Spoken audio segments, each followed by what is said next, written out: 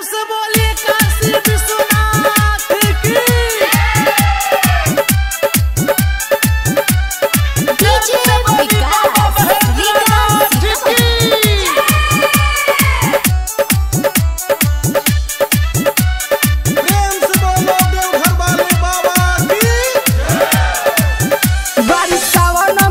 झिमा बरसता मन बाबा के दर्शन ला तरसता मन बाबा के दर्शन ला तरसता बारिश सावन में रिमा झिमा बरसता मन बाबा के दर्शन ला तरसता मन बाबा के दर्शन ला तरसता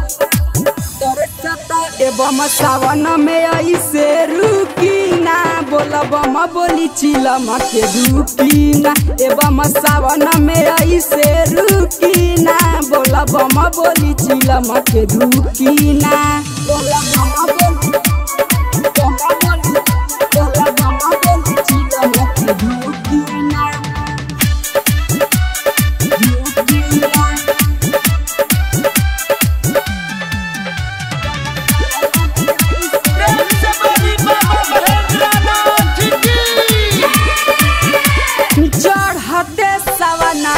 काहे बड़ा गुताइल पीलतानी भंगिया छोड़ा बखिसियाई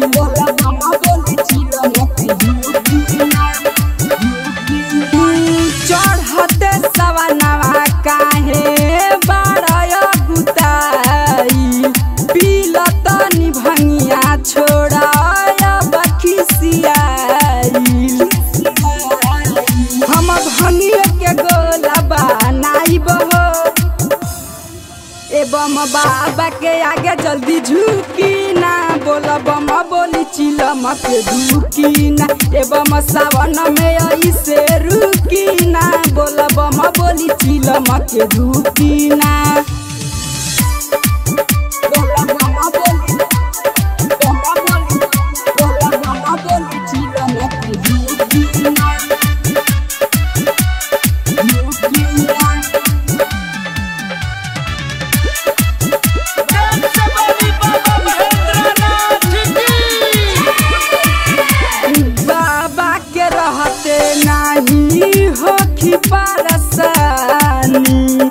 दानी के दानी हई उहे महादानी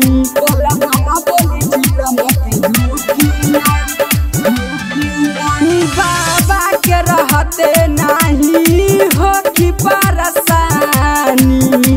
दानी के दानी उहे हई महादानी सब सेवकन के सुने ले पुकार हो बाबा चरण में धन राजे खार हो संजय विजय से चुकी ना बोलब बोली चिलम के धुकी ना एवं बाबा के आगे जल्दी झुकी ना बोलब बोली चिलम के धुकी ना।